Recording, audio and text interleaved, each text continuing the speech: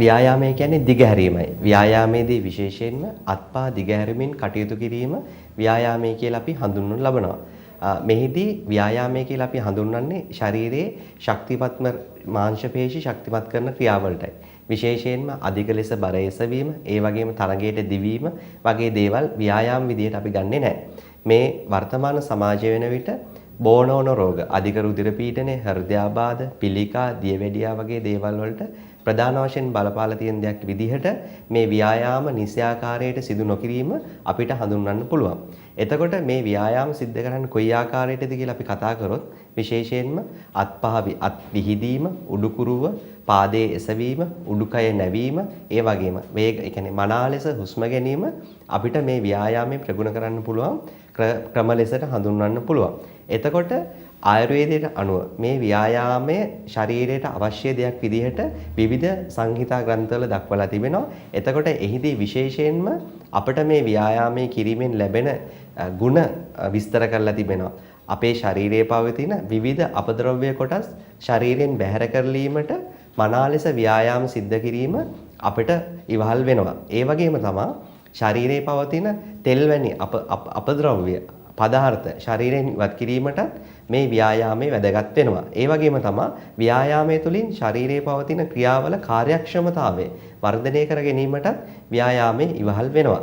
ඒ වගේම තමයි ව්‍යායාමයේ කිරීම තුලින් ශරීරයේ නිරෝගී පවත්වා ගැනීමත් ඒ වගේම මාංශ පේශි ශක්තිමත්භාවය පවත්වා ගැනීමටත් ව්‍යායාමයේ වැදගත් වෙනවා. ඒ වගේම තමයි වර්තමාන සමාජයේ ජීවත් වීමේදී අවශ්‍ය මානසික සමතුලිතතාවය හා කායික සමතුලිතතාවය මේ ව්‍යායාමයේ තුලින් ලබා ගන්න පුළුවන්. එතකොට ඔබට හිතෙන්න පුළුවන් ඔබ ව්‍යායාම් කරනවද කියලා. එතකොට බොහොමයක් දෙනා ගෙදර දොරේදී ඒ වගේම සමාජයේ විවිධ කටයුතු කිරීමේදී ඔවුන් මහන්සියලා වැඩ කරනවා. ඒ වගේම සමහරක් කොට්ටාශයක් ඉන්නවා ඔවුන් සමහරට එකම තැන ඉඳගෙන ඉන්නේ විවිධ රැකියාවලදී මහන්සි වෙන්නේ නැහැ. ඔවුන් අලසව ක්‍රියා කරනවා. එතකොට ඒ වගේම ඔවුන් හිතනවා කිසියම් කාලයක් අවශ්‍යයි මේ ව්‍යායාමයේ සිද්ධ කිරීමට කියලා. නමුත් අප නිරන්තරව කරන රාජකාරී කටයුතු වලදී නිසි අයුරින් ශරීරයේ වෙහෙසවා, ඒ කියන්නේ අත්පා වෙහෙසවා කටයුතු කිරීම තුළින් අපේ ව්‍යායාමයේ ස්වභාවිකවම සිද්ධ කරගන්න අපිට හැකියාව ලැබෙනවා. ඒ වගේම තමයි අපි විවිධ බර වැඩ කරනවා නම් ඒ වගේම ශරීරයට අනවශ්‍ය බරක් යොදවනවා නම් ඒවා තුලින් අපගේ ශරීරයේ මාංශ පේශි ශක්තිමත් වීමට වෙනවට වඩා මාංශ පේශි වල තියෙන ශක්තිමත්භාවය නැතිවීම තමයි සිද්ධ වෙන්නේ. එම නිසා අපි මේ ව්‍යායාමයේ කියන එක හරියාකාරව අඳුරගෙන ව්‍යායාම් කර යුත්තේ කොයි ආකාරයේද කියන එක වෛද්‍යවරයෙක්ගේ උපදෙස් පරිදි සිද්ධ කිරීම තුලින් ඔබට නිරෝගී ජීවිතයක් ලබාගෙන ඔබගේ ජීවිතය වඩාත් සාර්ථක කර ගැනීමට හැකියාව ඔබට පවතිනවා. ඔබට හිතෙන්න පුළුවන් මේ කාර්යබහුල සමාජය තුළ කොහොමද අපි ව්‍යායාම් කරන්න කියන එක.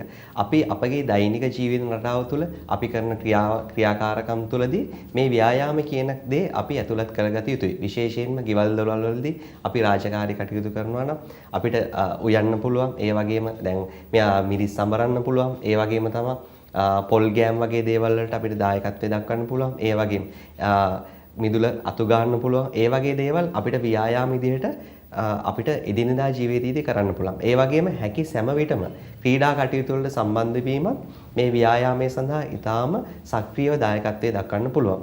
මේ ආකාරයට ව්‍යායාමයේ කියන එක අපි අමුතුවෙන් කළ යුතු දෙයක්ුත් නෙවෙයි, අපේ එදිනෙදා ජීවිතයට සම්බන්ධ කරගත යුතු දෙයක්. ඒ වගේම තමයි අපි වාහනවල නිතර දෙවේලේ අපි ඒ ධාවන කටයුතු සිද්ධ කරනවා නම් අපිට පුළුවන් පොඩි වෙලාවක් හරි ගත කරලා පයින් ඇවිදින්න. ඒ වගේ දේවල් වලට අපි හුරු වීම තුළ අපේ නිරෝගී ජීවිතය පවත්වා ගැනීමට අපිට හැකියාව පවතිනවා. මේ ආකාරයට ආයු වෛද්‍ය උපදේශන සේවය සඳහා එක්වීම තුළින්, ආයු ප්‍රතිකාර සඳහා එක්වීම තුළින්, ව්‍යායාම තුළින් කොහොමද අපගේ ජීවිතය සාර්ථක කරගන්නේ කියන දේවල් සම්බන්ධව ඔබට කරුණු රාශියක් දැන ගැනීමට ඔබට අවස්ථාව තිබෙනවා.